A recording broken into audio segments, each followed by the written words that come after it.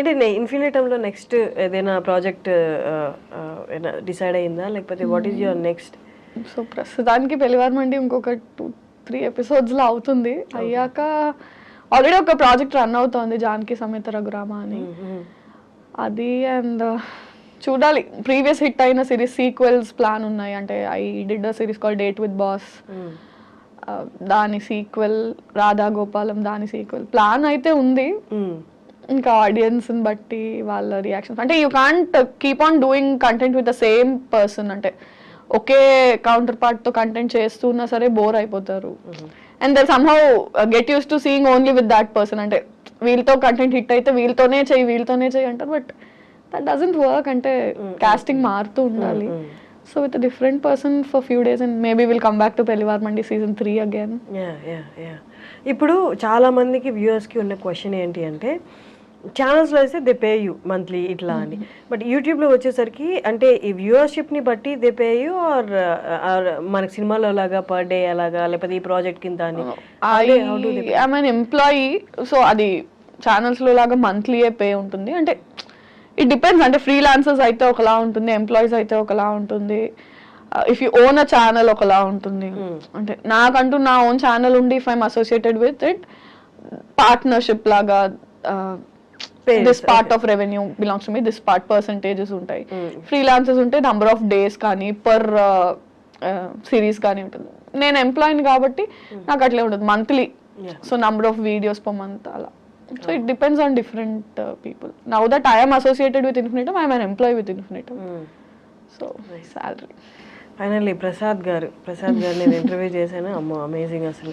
తన టాలెంట్, తనకి వాక్చాతుర్యము, రైటింగ్ మీద ఉన్న గ్రిప్ అసలు ఎంత అంటే, నాకు తెలిసి నేను చూస్తున్నా 3-4 ఎపిసోడ్స్ ఏమో చూసినప్పుడు ఒక దాంట్లో రైటింగ్ అనేది ఎక్కడొక్కడి ఎవాపరేట్ అయిపోద్ది, ఇంకా స్కిల్ అంతా ఎవాపరేట్ అయిపోయి ఇంకేముండదు, ఏదో ఒకటి సర్ది కట్టేద్దాం అన్నట్టు ఎక్కడా అనిపించలే. ఏ ఎపిసోడ్కి ఆ ఎపిసోడు అన్న ఆ మాటలు రాయడం కానీ చాలా టాప్ నాచ్ అనిపిస్తుంది. Very talented. నేను ఎప్పుడు ఆయనతో అంటాను, యూ హ్యావ్ సరస్వతీదేవి మీ దగ్గర ఉన్న రోజులు యూ విల్ ప్రాస్పర్ అని. అంటే ఈజ్ వెరీ టాలెంటెడ్ లేండి. అంటే ఆ విషయంలో అదే అంటున్నాను, చాలా మంది పాపం మన ఇండస్ట్రీలో మన ఫీల్డ్లో టాలెంటెడ్ ఉన్నారు. రైట్ టైం, తను కూడా చాలా రోజుల నుంచి ఉన్నాడు ఆల్మోస్ట్. అంటే I don't know how many number of years, but నేను వచ్చి 4 ఏళ్ళు అయింది, తను నాకన్నా చాలా ముందు నుంచి ఉన్నాడు. అండ్ ప్రాపర్ బ్రేక్ తనకి వచ్చి ఉండింది, కానీ చాలా హ్యూజ్ సక్సెస్ ఈ మావిడాకులు, పెళ్లివారమండితో నెక్స్ట్ లెవెల్కి వెళ్ళిపోయాడు. పీపుల్ నో హిమ్ ముందు కూడా, very successful he was. So మెట్టు ఎదుగుతూ now that is working for films also, రాస్తున్నాడు. గుడ్. అంటే వెన్ మనుషులు ఎదుగుతుంటే యూ ఫీల్ నైస్, మన వాళ్ళు అనే దట్ ఫీలింగ్ ఇస్తారు. నార్మల్లీ ఒక యాక్టర్, మన స్టార్టింగ్లో కొంచెం రిలేటెడ్గా దీనికి మాట్లాడుకున్నాం, బట్ క్వశ్చన్ ఫార్మాట్లో ఇప్పుడు అడుగుతున్నాను. నార్మల్లీ ఒక యాక్టర్ ఏ ఇమోషన్ అయినా కరెక్ట్గా ఇమోట్ చేయాలి అంటే పర్సనల్లీ తన ఆ ఇమోషన్ని గట్టిగా ఫీల్ అయి ఉండాలి అని. ఫర్ ఎగ్జాంపుల్ హ్యూమర్ రాసే వాళ్ళకి విపరీతమైన లైఫ్ హర్డిల్స్ ఇచ్చి ఉంటుంది అంటారు. అలాగా యాజ్ అన్ యాక్టర్గా నువ్వు ఫుల్ ఫ్లెడ్జ్డ్గా నువ్వు కనిపించాలి అంటే నీ యాక్షన్లో నువ్వు అన్ని ఇమోషన్స్ గో త్రూ అయి ఉండాలి అని. How far do you agree with that? Go through అయ్యి ఉండాలి అంటే యాజ్ పీపుల్ మనం అందరం గో త్రూ అవుతాం. అంటే యాక్టర్ కాకపోయినా, ఫర్ ఎగ్జాంపుల్ ఒక కెమెరామ్యాన్ అయినా సరే ఏడుస్తాడు, నవ్వుతాడు, బాధపడతాడు, ఆనందపడతాడు. Every person goes through all emotions in his life. అంటే సో ఎందుకు జనాలు చూసి నచ్చుకుంటున్నారు అంటే వాళ్ళు ఆ సీన్లో ఏడ్చారు, యాక్టర్స్ ఏడ్చి చూపించారు, దానికి వాళ్ళు రిలేట్ అయ్యారు. So all of us go through all those emotions to perform them. అంటే ఆన్ స్క్రీన్ మీద నేను ఏడ్చినట్టు నవ్వినట్టు రియల్ లైఫ్లో అంత నవ్వకపోవచ్చు, అంత ఏడవకపోవచ్చేమో, కానీ acting is about making it loud and making people also feel along with you. అంటే అంత బిగ్గర్గాను అంత ఏడుస్తూనో నిజం లైఫ్లో మనం ఏడకపోవచ్చు, ఓ రూమ్లోకి వెళ్ళి ఎవరు చూడకుండా ఏడ్చేసి వస్తామేమో. But on screen if you're crying you have to make it so visible, so loud, so teary that people say అర్రే నిజంగా అందరం అలా ఆడమం. Acting is different. అంటే నీకున్న ఇమోషన్స్ ని ఒక 10x 20x చేసి మ్యాగ్నిఫై చేసి చూపిస్తాం మనం యాక్టింగ్ లో. అందరం అలాంటి ఇమోషన్స్ గో త్రూ అవుతామని లేదు, బట్ లైఫ్ లో career set backs and love breakups ఇవి చాలా యాడ్ అవుతాయి ఇమోషనల్ సీన్స్ ఇమోట్ చేయడానికి అంటారు. బట్ అంటే I should tell you, I seen writers అంటే ఎంత ఇమోషనల్ సీన్స్, బ్రేకప్, లవ్ గురించి ఎలా రాస్తారంటే అదే ఖచ్చితంగా వీడు ఒక 4-5 సార్లు జీవితంలో దెబ్బతిని ఫినాన్షియల్ గా పడిపోయి చూస్తే రిచ్ లైఫ్, అది అసలు ఏం గోత్రు అయి ఉండకుండా ఏం ఒక లవ్ స్టోరీ లేదు, ఏం లేదు, చిల్లర. కానీ ఎలా బ్రో ఇంత బాగా రాసావు అంటే ఇట్ కమ్స్ అంతే. నువ్వు ఎక్స్పీరియన్స్ చేయగల, నువ్వు ఎక్స్పీరియన్స్ చేసిన వాళ్ళని you have to be a good listener. చూసినా కూడా అంటే మనం అనుకుంటాం అంటే to be able to do ఇంత బాగా చేశారు, ఇంత న్యాచురల్ గా చేశారు అంటే మీరు కూడా acting doesn't work like that, and even writing doesn't work like that. అంటే ప్రొఫెషన్ స్కిల్ వేరు, పర్సనల్ ఎక్స్పీరియన్స్ వేరు, అంతే. Nice talking to Virajitha. అసలు విరాజిత పేరు మీనింగ్ ఏంటి? సమ్మన్ హూ విరజల్లడం, డిస్ట్రిబ్యూట్ చేసి స్ప్రెడ్ చేసే పర్సన్. మంచి పేరు అసలు, చాలా రేర్. డాడీకి థ్యాంక్ యూ చెప్పాలి, చాలా మంచి పేరు పెట్టారు. చాలా రేర్ కదా ఆ పేరు, పలకడానికి కూడా చాలా కష్టపడతారు. నేనే 2-3 సార్లు తడబడ్డాను. మామూలుగా పలికేసాను కానీ రోల్ అయ్యే కెమెరా రోల్ అయింది, అలవాటు అయిపోయాక. That's nice. Great talking to you. No, same kind of journey కదా. It was like నాకు చాలా హ్యాపీగా అనిపించింది ఇవన్నీ షేర్ చేసుకోవడం, మాట్లాడడం. ఇంటర్వ్యూ కాకంటే షేర్ చేసుకున్నట్టుంది. That's nice for thank you for coming and all the best for your next projects. Thank you so much. Public గా ఉన్నప్పుడు, పబ్లిక్ గా వాళ్ళు విజిబుల్ గా ఉన్నప్పుడు, వాళ్ళ వర్క్ విజిబుల్ గా ఉన్నప్పుడు డూ యూ థింక్ అంటే వాళ్ళు ఎక్స్ట్రా కాన్షియస్ గా ఉండాలి? దట్స్ వాట్ అంటే సీనియర్ యాక్టర్స్ కానీ ఈ ప్రొఫెషన్ ఎప్పటి నుంచో ఉన్న వాళ్ళు చేస్తున్నారు. అది వాళ్ళు ఇంకొక కొంచెం ఎక్స్ట్రా ఉండాలి కేర్ తీసుకుంటారు ఐడియల్లీ. బట్ అంటే ఇట్స్ బోత్ వేస్. అంటే the person has to be extra careful because there is too much attention on you, and otherwise also చిన్న చిన్న ఇష్యూస్ ని కూడా because they are celebrities or because they are public figures అది ఎక్కువ portray అవ్వడం. అంటే it's normal. అంటే నువ్వు నడుస్తూ ఒక దగ్గర ఒక మెట్టు స్లిప్ అయి పడిపోయావు అంటే ఒక మామూలు మనిషి పడిపోతే అక్కడ గతుకుంది, మెట్టు స్లిప్ అయి ఒక సెలబ్రిటీ పడిపోతే ఆ గట్టులో వీళ్ళు నిర్లక్ష్యంగా నడిచారు. I mean it's human. అంటే కాలు స్లిప్ అయి పడ్డారు అంటే ఏ మనిషి అయినా స్లిప్ అయి పడే ఛాన్స్ ఉంది.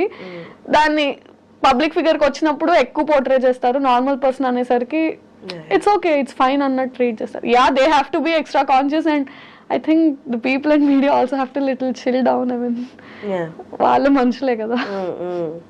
కానీ మర్చిపోతున్నారు తప్పుల్ని కూడా. అంత ఎంత స్పీడ్ గా పాపప్ అవుతున్నాయి అవన్నీ, డైల్యూట్ అయిపోతుంది. somehow పబ్లిక్ తో డైల్యూట్ అయిపోతుంది. కానీ వాళ్ళ పర్సనల్ లైఫ్స్ లో వాళ్ళ ఫ్యామిలీస్ మీద పడిన ట్రామా 4 రోజులే రచ్చ ఉండొచ్చు, బట్ ఆ 4 రోజులు ఫ్యామిలీ కానీ ఆ మనిషి కానీ పడిందంతా వీళ్ళు 4 రోజులు అయ్యాక మర్చిపోతారు. Today's news paper tomorrow's waste paper అన్నట్టు ఉంటారు. కానీ ఆ ఫ్యామిలీ అండ్ ఆ పర్సన్ గో త్రూ అయింది సమ్ ఇయర్స్ టుగెదర్, వాళ్ళు అది క్యారీ చేస్తారు. Somehow we forgot to be kind అనిపిస్తుంది నాకు. అదైతే అనిపిస్తుంది. అంటే ఇన్విజిబిలిటీ కదా కామెంట్స్ కానీ ఏదైనా, అంటే ఐడెంటిటీ లేకుండా మాట్లాడేస్తున్నాం కానీ ఒక ఐడెంటిటీ ఉన్న మనిషి గురించి మాట్లాడుతున్నాం కదా, ద ఫర్గెటింగ్ ఇట్, అంతే. అది హక్ అనేసుకుంటున్నారు. ఏంటి ఫ్యూచర్ ప్లాన్స్ ఏంటి? హౌ యూ వాంట్ టేక్ ఇక్కడ నుంచి ఎలా వెళ్దామని, where you want see yourself? So definitely the same field, pursuing acting. నాకు ఇంకేం రాదు. అంటే అఫ్ కోర్స్ చదువుకున్నాను, జాబ్ వస్తుంది, కానీ నేను అది చేయాలనుకోవట్లేదు కాబట్టి ఇటు వచ్చాను. And yeah, films is what I'm aiming at. 5 years down the lane అంటే కొంచెం ఇయర్ ప్రొడక్టివ్ గానే ఉంది. లాస్ట్ ఇయర్ కూడా ఇట్ వాస్ ప్రొడక్టివ్ ఎనఫ్, 2 సిరీస్లు హిట్ అండ్ ఆల్. సో కొంచెం హోప్ అయితే కనిపిస్తుంది. as long as somebody is not ready to stop me, I will go. Okay, మా అమ్మాయిలకి మేజర్గా వచ్చే క్వశ్చన్ ఈవెన్ ఐఎమ్ ఫేసింగ్, అందుకే ఈ క్వశ్చన్ అడుగుతున్నాను. ఎవరు ఎక్సెప్షనల్ కాదు కాబట్టి, పెళ్ళి ఎప్పుడు? తొందరగా ఉంది, చేసుకుందాం ఎప్పుడొకప్పుడు, తప్పదు. కానీ ఇంట్లో ప్రెషర్ లేదా? ఉంటుంది. అంటే ఉంటుంది కదా, ఇంట్లో ప్రెషర్ ఉండకపోతే వాళ్ళు కాకపోతే ఇంకెవరు ప్రెషర్ పెడతారు? ఇప్పుడు ఫాలో అయ్యే వాళ్ళే అడుగుతున్నప్పుడు ఇంట్లో వాళ్ళు కన్నవాళ్ళు అడుగుకుంటారు. ఉంటుంది, చేద్దాం. అంటే ఈవెన్చువలీ జరగాల్సిందే. ఎన్నో రోజులు మనం కూడా దాటేయలేము, జరుగుతుంది. కానీ ఈ ఇండస్ట్రీలో ఉన్నారంటే చాలా మంది అనుకుంటారు పొద్దున్న లేస్తే ఈవినింగ్ పడుకునే వరకు ఫోన్ నిండా ప్రపోజల్స్ అని అనుకుంటారు. కానీ it's completely opposite actually. But అంటే వాట్ ఈస్ యువర్ ఒపీనియన్? మీకు అంటే ప్రపోజల్స్ అంటే what do you consider as proposal? I love you is not a proposal. You see my content and say I love your content, I'm ready to marry. That's not a proposal. I mean that's not how you choose a person you want to stay with. Just because so and so person saw my content and said I like your content, I'm going to marry you. I don't know, దాన్ని మనం proposal లా consider చేయలేము కదా. చాలా aspects ఉంటాయి. But serious proposals ఇండస్ట్రీకి వచ్చాక ఉంటాయి. అది ఐ మీన్ అంటే అది కన్సిడర్ చేసే అంత పెద్దవి కాదు, ఇగ్నోర్ చేసే అంత చిన్నవి కాదు. బట్ మనకి ప్రపోజల్స్ కన్నా అరే కొంచెం ఆపర్చునిటీస్ ఏమైనా ఇప్పించవా, ఇవి నేను చూసుకుంటానులే, నాకు అది కావాలి, don't help me with this but help me with that. అంటే నీకు నేను కావాలని ఇది అడుగుతున్నా, నాకు అది కావాలి. సో కెరియర్ లో ఆపర్చునిటీస్ ఏమైనా ఉంటే ఇప్పించు అన్నట్టు. బట్ ఇక్కడ ఉన్నప్పుడు పర్సనల్ లైఫ్ రిలేషన్షిప్స్ అనేది కొంచెం ఇబ్బందిగా ఉంటాయి కదా. ఇప్పుడు ఎక్కడ లేచి పరిగెట్టాలి, ఎక్కడికి వెళ్ళాలి, ఏం చేయాలి, నెక్స్ట్ ఏంటనేది ప్రెషర్ ఎక్కువ ఉంటుంది, వాళ్ళకి అంత టైం ఇవ్వలేము. ఇక్కడ ఉన్న ఫీల్డ్లో ఉన్న వాళ్ళకి రిలేషన్షిప్ మెయింటైనింగ్ చాలా కష్టం అవుతుంది. ఇప్పుడు అదే అంటారు కదా, అంటే ఇంకోటికైతే నువ్వు తీసుకొచ్చి ఎక్స్ప్లెయిన్ చేసి you have to make them understand my field is this. నువ్వు చెప్పడంలోనే నీకు సగం టైం అయిపోతుంది. I mean some days or years into marriage, it will take time for you to explain them that okay na field inta idi how అంటే దానికే time ఇచ్చుకుంటావా, దీనికే time ఇచ్చుకుంటావా. Maximum marriage అనే topic ని మనందరం పుష్ చేయడానికి reason ఏముంటుందంటే అర్థం చేసుకునే పర్సన్ ఇస్ వెరీ ఇంపార్టెంట్. అంటే అర్థం చేసుకోవడం ఇంకా కష్టం. అదే అంటే పాయింట్ ఏంటంటే నీకు ఆల్రెడీ నీ కెరియర్ వైజ్, నీ ఆపర్చునిటీస్ వైజ్ నీకు చాలా టెన్షన్స్, హజిల్స్ ఉంటాయి. At least marriage and relationship has to bring you peace. అక్కడ నువ్వు హజిల్ చేసి ఎక్స్ప్లెయిన్ చేసుకుంటే, ఇక్కడ నువ్వు అంటే అరే ఎక్కడో దగ్గర కేవస్ లేకుండా పీస్ ఉండాలి కదా. మనం మాక్సిమం ఈ టాపిక్ ఎందుకు స్కిప్ చేయడానికి చూస్తాము అంటే, నువ్వు ఎవరికి ఇది ఇలా ఉంటుందని ఎక్స్ప్లెయిన్ చేయలేవు. ఇంట్లో వాళ్ళకే ఎక్స్ప్లెయిన్ చేయడానికి ఇన్నేళ్ళు పట్టింది. Again new person you have to explain all this.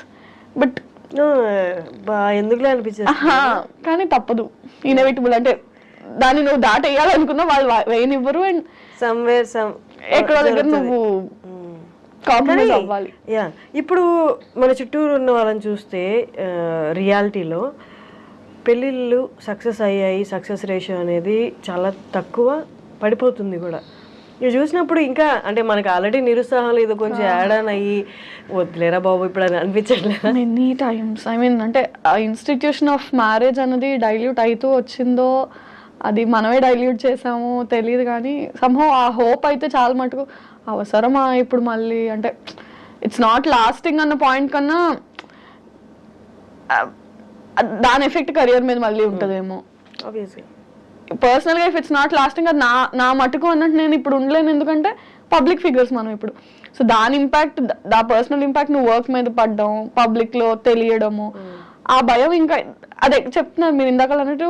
Don't we have to be extra conscious అంటే we have to be extra conscious. మామూలుగా choosing a person and going marrying a person వేరు. ఈ బయట ఇలాంటి unsuccessful marriages ఉన్నప్పుడు ఇంకా, and అంటే మన ఫీల్డ్ ని యాక్సెప్ట్ చేయడము, అర్థం చేసుకోవడం చాలా కష్టం, చాలా కష్టం. సో సమ్హౌ డీపెస్ట్ ఫియర్స్ లో అది ఉండిపోయిద్దేమో. Until it's going to happen, we're going to be scared of it అనిపిస్తుంది.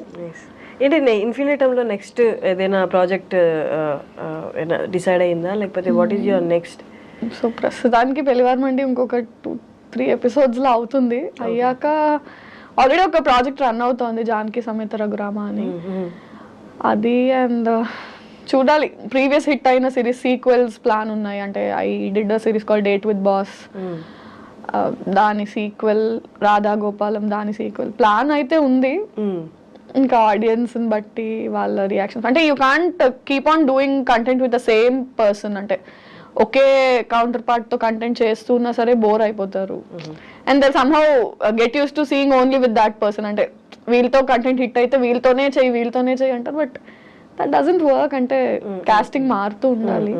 So with different person for few days and maybe will come back to Pellivaramandi season 3 again. ఇప్పుడు చాలా మందికి viewers కి ఉన్న question ఏంటి అంటే, ఛానల్స్లో అయితే దే పే యూ మంత్లీ ఇట్లా అని, బట్ యూట్యూబ్లో వచ్చేసరికి అంటే ఈ వ్యూవర్షిప్ని బట్టి దే పే యూ ఆర్ మనకి సినిమాలో లాగా పర్ డే అలాగా, లేకపోతే ఈ ప్రాజెక్ట్ కింద అని? ఐఎమ్ అన్ ఎంప్లాయీ, సో అది ఛానల్స్లో లాగా మంత్లీయే పే ఉంటుంది. అంటే ఇట్ డిపెండ్స్. అంటే ఫ్రీలాన్సర్స్ అయితే ఒకలా ఉంటుంది, ఎంప్లాయీస్ అయితే ఒకలా ఉంటుంది. If you own a channel ఒకలా ఉంటుంది. అంటే నాకంటూ నా ఓన్ ఛానల్ ఉండి if I'm associated with it partnership లాగా this part of revenue belongs to me, this part percentages ఉంటాయి. ఫ్రీలాన్సెస్ ఉంటే నంబర్ ఆఫ్ డేస్ కానీ పర్ సిరీస్ కానీ ఉంటుంది. నేను ఎంప్లాయిని కాబట్టి నాకు అట్లే ఉంటుంది monthly, so number of videos per month అలా. So it depends on different people. Now that I'm associated with Infinitum, I'm an employee with Infinitum. So salary. Finally Prasad గారు నేను ఇంటర్వ్యూ చేశాను. అమ్మో అమేజింగ్. అసలు తన టాలెంట్, తనకి వాక్చాతుర్యము, రైటింగ్ మీద ఉన్న గ్రిప్ అసలు ఎంత అంటే నాకు తెలిసి నేను చూస్తున్నా 3-4 ఎపిసోడ్స్ ఏమో చూసినప్పుడు ఒక దాంట్లో రైటింగ్ అనేది ఎక్కడొక్కడే ఎవాపరేట్ అయిపోద్ది. ఇంకా స్కిల్ అంతా ఎవాపరేట్ అయిపోయి ఇంకేముండదు, ఏదో ఒకటి సర్ది కట్టేద్దాం అన్నట్టు ఎక్కడా అనిపించలే. ఏ ఎపిసోడ్కి ఆ ఎపిసోడ్ అన్న ఆ మాటలు రాయడం కానీ చాలా టాప్ నాచ్ అనిపిస్తుంది. Very talented. నేను ఎప్పుడు ఆయనతో అంటాను, యూ హ్యావ్ సరస్వతి దేవి మీ దగ్గర ఉన్న రోజులు యూ విల్ ప్రాస్పర్ అని. అంటే ఈజ్ వెరీ టాలెంటెడ్ లేండి. అంటే ఆ విషయంలో అదే అంటున్నాను, చాలా మంది పాపం మన ఇండస్ట్రీలో మన ఫీల్డ్లో టాలెంటెడ్ ఉన్నారు. రైట్ టైం తను కూడా చాలా రోజుల నుంచి ఉన్నాడు. ఆల్మోస్ట్ అంటే I don't know how many number of years, but నేను వచ్చి 4 ఏళ్ళు అయింది, తను నాకన్నా చాలా ముందు నుంచి ఉన్నాడు. అండ్ ప్రాపర్ బ్రేక్ తనకి వచ్చి ఉండింది, కానీ చాలా హ్యూజ్ సక్సెస్ ఈ మావిడాకులు పెళ్లివార్ మండితో నెక్స్ట్ లెవెల్కి వెళ్ళిపోయాడు. పీపుల్ నో హిమ్ ముందు కూడా, very successful he was. So మెట్టు ఎదుగుతూ now that is working for films also, రాస్తున్నాడు. గుడ్. అంటే వెన్ మనుషులు ఎదుగుతుంటే యూ ఫీల్ నైస్, మన వాళ్ళు అనే దట్ ఫీలింగ్ ఇస్తారు. నార్మలీ ఒక యాక్టర్ మన స్టార్టింగ్లో కొంచెం రిలేటెడ్గా దీనికి మాట్లాడుకున్నాం, బట్ క్వశ్చన్ ఫార్మాట్లో ఇప్పుడు అడుగుతున్నాను. నార్మలీ ఒక యాక్టర్ ఏ ఇమోషన్ అయినా కరెక్ట్గా ఇమోట్ చేయాలి అంటే పర్సనల్లీ తన ఆ ఇమోషన్ని గట్టిగా ఫీల్ అయి ఉండాలి. ఫర్ ఎగ్జాంపుల్ హ్యూమర్ రాసే వాళ్ళకి విపరీతమైన లైఫ్ హర్డిల్స్ ఇచ్చి ఉంటుంది అంటారు. అలాగా యాజ్ అన్ యాక్టర్గా నువ్వు ఫుల్ ఫ్లెడ్జ్డ్గా నువ్వు కనిపించాలి అంటే నీ యాక్షన్లో నువ్వు అన్ని ఇమోషన్స్ గో త్రూ అయి ఉండాలి అని. How far do you agree with that? Go through అయ్యి ఉండాలి అంటే యాజ్ పీపుల్ మనం అందరం గో త్రూ అవుతాం. అంటే యాక్టర్ కాకపోయినా ఫర్ ఎగ్జాంపుల్ ఒక కెమెరామ్యాన్ అయినా సరే ఏడుస్తాడు, నవ్వుతాడు, బాధపడతాడు, ఆనందపడతాడు. Every person goes through all emotions in his life. అంటే సో ఎందుకు జనాలు చూసి నచ్చుకుంటున్నారు అంటే వాళ్ళు ఆ సీన్లో ఏడ్చారు, యాక్టర్స్ ఏడ్చి చూపించారు, దానికి వాళ్ళు రిలేట్ అయ్యారు. So all of us go through all those emotions to perform them. అంటే ఆన్ స్క్రీన్ మీద నేను ఏడ్చినట్టు నవ్వినట్టు రియల్ లైఫ్లో అంత నవ్వకపోవచ్చు, అంత ఏడవకపోవచ్చేమో, కానీ acting is about making it loud and making people also feel along with you. అంటే అంత బిగ్గర్ గాను అంత ఏడుస్తూనో నిజం లైఫ్ లో మనం ఏడకపోవచ్చు, ఓ రూమ్ లోకి వెళ్ళి ఎవరు చూడకుండా ఏడ్చేసి వస్తామేమో. But on screen if you're crying you have to make it so visible, so loud, so teary that people say అర్రే నిజంగా అందరం అలా ఆడవం. Acting is different. అంటే నీకున్న ఇమోషన్స్ ని ఒక 10x 20x చేసి మ్యాగ్నిఫై చేసి చూపిస్తాం మనం యాక్టింగ్ లో. అందరం అలాంటి ఇమోషన్సే గో త్రూ అవుతామని లేదు. బట్ లైఫ్ లో career set backs and love breakups ఇవి చాలా యాడ్ అవుతాయి ఇమోషనల్ సీన్స్ ఇమోట్ చేయడానికి అంటారు. బట్ అంటే I should tell you, I seen writers అంటే ఎంత ఇమోషనల్ సీన్స్ బ్రేకప్ లవ్ గురించి ఎలా రాస్తారంటే అదే ఖచ్చితంగా వీడు ఒక 4-5 సార్లు జీవితంలో దెబ్బతిని ఫినాన్షియల్ గా పడిపోయి చూస్తే రిచ్ లైఫ్, అది అసలు ఏం గోత్రూ అయి ఉండకుండా ఏం ఒక లవ్ స్టోరీ లేదు, ఏం లేదు, చిల్లర. కానీ ఎలా బ్రో ఇంత బాగా రాసావు అంటే ఇట్ కమ్స్ అంతే. నువ్వు ఎక్స్పీరియన్స్ చేయగల, నువ్వు ఎక్స్పీరియన్స్ చేసిన వాళ్ళని you have to B a good listener. చూసినా కూడా అంటే మనం అనుకుంటాం అంటే to be able to do ఇంత బాగా చేశారు, ఇంత న్యాచురల్ గా చేశారు అంటే మీరు కూడా acting doesn't work like that and even writing doesn't work like that. అంటే ప్రొఫెషన్ స్కిల్ వేరు, పర్సనల్ ఎక్స్పీరియన్స్ వేరు అంతే. Nice talking to Virajitha. అసలు విరాజిత పేరు మీనింగ్ ఏంటి? సమ్మన్ హూ విరజల్లడం, డిస్ట్రిబ్యూట్ చేసి స్ప్రెడ్ చేసే పర్సన్. మంచి పేరు అసలు. చాలా రేర్. డాడీకి థ్యాంక్ యూ చెప్పాలి, చాలా మంచి పేరు పెట్టారు. చాలా రేర్ కదా ఆ పేరు, పలకడానికి కూడా చాలా కష్టపడతారు. నేనే 2-3 సార్లు తడబడ్డాను. మామూలుగా పలికేసరి కానీ రోల్ అయ్యే కెమెరా రోల్ అలవాటు అయిపోయాక. It's nice. Great talking to you. No, same kind of journey కదా. ఇట్ వాజ్ లైక్ నాకు చాలా హ్యాపీగా అనిపించింది ఇవన్నీ షేర్ చేసుకోవడం మాట్లాడడం ఇంటర్వ్యూ కాకంటే షేర్ చేసుకున్నట్టుంది that's nice for thank you for coming and all the best for your next projects thank you so much.